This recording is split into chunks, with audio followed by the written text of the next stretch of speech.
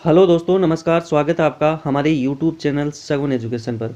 दोस्तों, आज हम इस वीडियो में बात करेंगे आंतरिक प्रवाह की जितनी भी नदी है उन सभी के बारे में हम डिस्कस करेंगे। दोस्तों, इस वीडियो में ट्रिक के माध्यम से आंतरिक प्रवाह की जितनी भी नदी है उन सभी के बारे में ट्रिक के माध्यम से इस वीडियो में डिस्कस करेंगे। दोस्तों, वीडियो आपके लिए यूजफुल है, स्किप मत करना, एंड तक वॉच करना। दोस्तों, अगर आपको वीडियो अच्छा लगे तो वीडियो को लाइक और चैनल को सब्सक्राइब जरूर करना। दोस्तों, वीडियो में आगे बढ़ते हैं। दोस्तों, अब हम बात करेंगे आंतरिक प्रवाह की जितनी भी नदी हैं उन सभी की ट्रिक के माध्यम से इस वीडियो में डिस्कस करेंगे। दोस्तों, आंतरिक प्रवाह की जो नदी है उनकी जो ट्रिक है इनके बारे में हम बात करते हैं। दोस्तों, जो हमारी ट्रिक है काका शाम को घर आना, यानी कि काका शाम को घर आना। दोस्तों, ये जो ट्रिक है एकदम नॉर्मल ट्रिक है, 2-3 बार अगर आप रिपीट करोगे तो अच्छे से याद हो जाएगी। दोस्तों, एक बार ट्रिक दोबारा देखना, काका शाम को घर आना। एकदम नॉर्मल ट्रिक है दोस्तों, काका शाम को घर आना। दोस्तों, का से हो जाएगा हमारे काकनी नदी, का से हो जाएगा कातली नदी, सा से हो जाएगा दोस्तों साबी नदी, मैं से हो जाएगा दोस्तों मेंथा नदी, गै से हो जाएगा दोस्तों घग्गर नदी, और रै से हो जाएगा दोस्तों रूपारेल नदी, और रै से हो जाएगा हमारे रूपनगढ़ नदी। दोस्तों, एक बार दोबारा देखना, का से हो जाएगा काकनी नदी, का से हो जाएगा कातली नदी, सा से हो जाएगा साबी नदी, और मैं से हो जाएगी मेंथा नदी, और गह से हो जाएगा घग्गर नदी, और रै से हो जाएगा दोस्तों रूपा रेल नदी। यानी कि रै से क्या हो जाएगा रूपा रेल नदी। दोस्तों, एक बार ट्रिक दोबारा देखना, काका शाम को घर आना, यानी कि काका शाम को घर आना। दोस्तों, ट्रिक एकदम नॉर्मल है, 2-3 बार अगर आप रिपीट करोगे तो अच्छे से याद हो जाएगी। दोस्तों, एग्जाम की दृष्टि से मोस्ट है तो अच्छे से ध्यान में रखना। दोस्तों, अब हम आगे बात करते हैं। दोस्तों, अब हम बात करते हैं जो हमारी कातली नदी है उनके बारे में डिटेल से देखते हैं। दोस्तों, ध्यान में रखना, जो कातली नदी है वो खंडेला की पहाड़ी, यानी कि खंडेला की पहाड़ी सीकर जिले से निकलती है। दोस्तों, कातली नदी कहाँ से निकलती है? खंडेला की पहाड़ी। दोस्तों, खंडेला की पहाड़ी कहाँ पे है? सीकर में। यानी कि कातली नदी खंडेला की पहाड़ी सीकर से निकलती है। दोस्तों, जो कातली नदी है इसका जो बहाव क्षेत्र है वो सीकर जिले में है, और हमारा जो अगला जिला है नीम का थाना। दोस्तों, ध्यान में रखना, अभी जो नए जिले बने हैं उनके अनुसार ये अभी नए फैक्ट है, तो अच्छे से ध्यान में रखना। जो हमारे कातली नदी है उसका बहाव क्षेत्र सीकर जिले में, और जो हमारा नीम का थाना जो नया जिला बना है उसमें, और एक झुंझुनू में। यानी कि जो कातली नदी है उसका बहाव क्षेत्र है सीकर, नीम का थाना और झुंझुनू में। दोस्तों, अच्छे से ध्यान में रखना।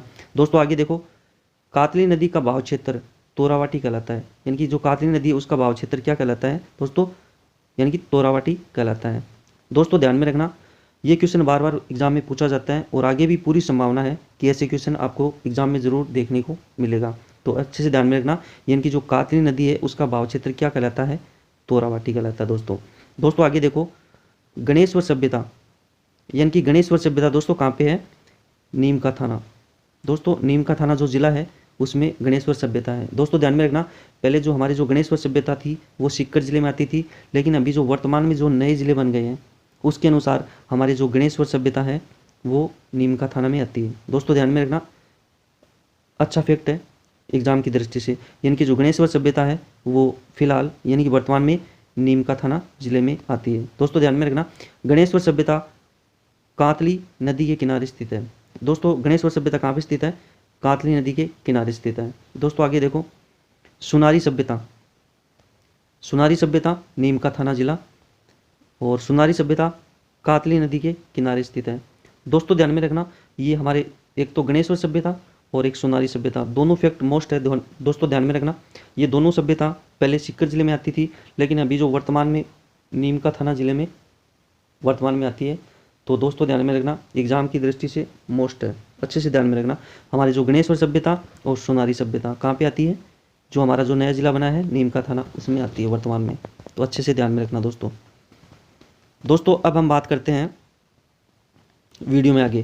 दोस्तों, देखो, राजस्थान में पूर्णतः बहाव, यानी कि राजस्थान में पूर्णतः बहाव की दृष्टि से यह राजस्थान की आंतरिक प्रवाह की सबसे लंबी नदी है। दोस्तों, ध्यान में रखना, जो कातली नदी है वो पूर्णतः बहाव की दृष्टि से राजस्थान की आंतरिक प्रवाह की सबसे लंबी नदी कौन सी है? कातली नदी। दोस्तों, अच्छे से ध्यान में रखना। दोस्तों, अब हम बात करते हैं हमारी जो अगली जो नदी है काकनी नदी। दोस्तों ध्यान में रखना, जो काकरी नदी है उसके बारे में डिस्कस करते हैं।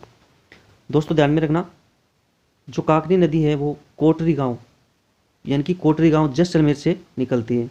दोस्तों ध्यान में रखना, काकरी नदी कोटरी गांव जैसलमेर से निकलती है। दोस्तों आगे देखो, दोस्तों इसे मसूरदी नदी भी कहते हैं, यानी कि दोस्तों जो काकरी नदी है उसे मसूरदी नदी भी कहते हैं। दोस्तों आगे देखो, काकरी नदी भुज झील का निर्माण करती है। दोस्तों ध्यान में रखना, जो काकरी नदी है वो भुज झील का निर्माण करती है और कहाँ पे करती है, जैसलमेर जिले में करती है। दोस्तों ध्यान में रखना, जो काकरी नदी है उसे मसूरदी नदी भी कहते हैं और जो हमारी काकरी नदी है वो भुज झील का निर्माण भी करती है और कहाँ पे करती है, जैसलमेर में। कहाँ पे करती है दोस्तों, जैसलमेर में। दोस्तों अब हम बात करते हैं हमारी जो अगली जो नदी है वो है साबी नदी। दोस्तों ध्यान में रखना, जो साबी नदी है वो सेवर की पहाड़ी जयपुर ग्रामीण से निकलती है।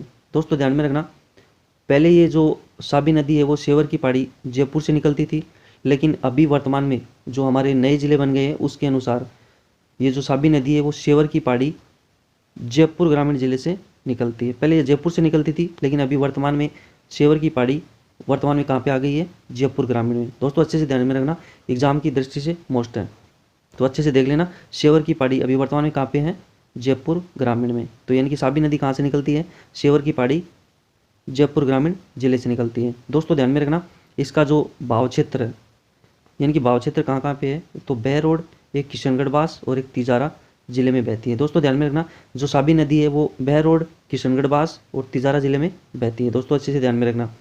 दोस्तों आगे देखो, साबी नदी वर्षा में अपनी विनाशशीलता के लिए प्रसिद्ध है, यानी कि साबी नदी वर्षा काल में अपनी विनाशशीलता के लिए प्रसिद्ध है। दोस्तों अच्छे से ध्यान में रखना। दोस्तों अब हम बात करते हैं घग्गर नदी के बारे में। दोस्तों अब हम बात करते हैं घग्गर नदी के बारे में, पूरी डिटेल से बात करते हैं। दोस्तों एग्जाम की दृष्टि से ये जो घग्गर नदी है मोस्ट अच्छे से देखना। दोस्तों ध्यान में रखना, जो घग्गर नदी है उसका उद्गम स्थल यानी कि घग्गर नदी का उद्गम कहाँ से होता है, शिवालिक पर्वत, कालका माता का मंदिर और हिमाचल प्रदेश।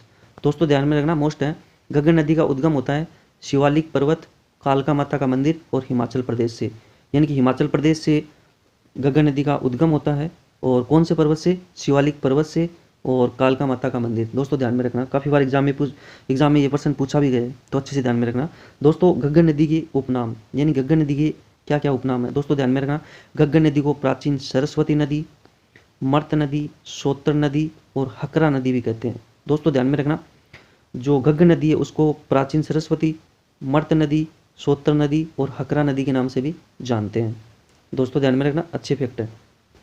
दोस्तों अब बात करते हैं उसका प्रवाह, यानी कि हिमाचल प्रदेश, पंजाब, हरियाणा और राजस्थान, यानी कि प्रवाह कहाँ कहाँ पे दोस्तों, हिमाचल प्रदेश, पंजाब, हरियाणा और हमारे राजस्थान। दोस्तों अब आगे देखो, राजस्थान की एकमात्र नदी, दोस्तों ध्यान में रखना, घग्गर नदी राजस्थान की एकमात्र नदी है जो उत्तर दिशा में प्रवेश करती है। कौन सी दिशा में प्रवेश करती है, उत्तर दिशा में प्रवेश करती है। दोस्तों घग्गर नदी आंतरिक प्रवाह की सबसे लंबी नदी है। दोस्तों ध्यान में रखना, घग्गर नदी आंतरिक प्रवाह की सबसे लंबी नदी है। दोस्तों एग्जाम की दृष्टि से मोस्ट है, अच्छे से ध्यान में रखना ये फैक्ट। दोस्तों आगे देखो, राजस्थान में यानी कि राजस्थान में इसकी लंबाई 100 किलोमीटर है। दोस्तों ध्यान में रखना, जो घग्गर नदी है उनकी राजस्थान में लंबाई 100 किलोमीटर है। कितनी है दोस्तों, 100 किलोमीटर, अच्छे से ध्यान में रखना। दोस्तों अब आगे देखो, दोस्तों ज़्यादा वर्षा होने पर, दोस्तों ध्यान में रखना, ज़्यादा वर्षा होने पर घग्गर नदी का जल पाकिस्तान के फोर्ट अब्बास तक पहुंच जाता है। दोस्तों ध्यान में रखना, ज़्यादा बारिश होने पर घग्गर नदी का जल पाकिस्तान के फोर्ट अब्बास तक पहुंच जाता है। दोस्तों आगे देखो, कालीबंगा, पीलीबंगा, रंग महल सभ्यता घग्गर नदी के किनारे स्थित है। दोस्तों ध्यान में रखना, कालीबंगा सभ्यता, पीलीबंगा सभ्यता और रंग महल सभ्यता। दोस्तों ध्यान में रखना, ये तीनों सभ्यता हनुमानगढ़ जिले में स्थित है। यानी कौन कौन सी, कालीबंगा, पीलीबंगा और रंग महल, ये तीनों जो सभ्यता है ये हमारे हनुमानगढ़ जिले में स्थित है। और ये कौन सी नदी के किनारे स्थित है, ये घग्गर नदी के किनारे स्थित है। दोस्तों अच्छे से ध्यान में रखना। दोस्तों हमारी जो अगली नदी है वो है हमारे रूपा रेल नदी, यानी कि रूपा रेल नदी। दोस्तों ध्यान में रखना, इससे डिटेल से बात करते हैं। दोस्तों जो रूपा रेल नदी है उसका उद्गम होता है हमारे उदयनाथ की पहाड़ी, कहाँ से, उदयनाथ की पहाड़ी अलवर से निकलती है। दोस्तों ध्यान में रखना, जो रूपा रेल नदी है वो उसका उद्गम स्थल होता है उदयनाथ की पहाड़ी अलवर से निकलती है दोस्तों। और इसका जो मतलब ये रूपा रेल नदी है वो किन किन जिलों में बहती है दोस्तों, ये अलवर में और भरतपुर जिले में बहती है। दोस्तों ध्यान में रखना, जो रूपा रेल नदी है वो भरतपुर में समाप्त हो जाती है, यानी कि भरतपुर के अंदर ही विलुप्त हो जाती है। दोस्तों ध्यान में रखना, ये अलवर और भरतपुर जिले में बहती है। कौन कौन से ज़िले में बहती है? अलवर और भरतपुर जिले में बहती है।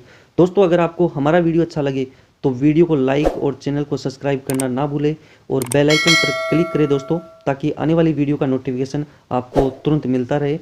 मिलते हैं दोस्तों अगली वीडियो में। धन्यवाद।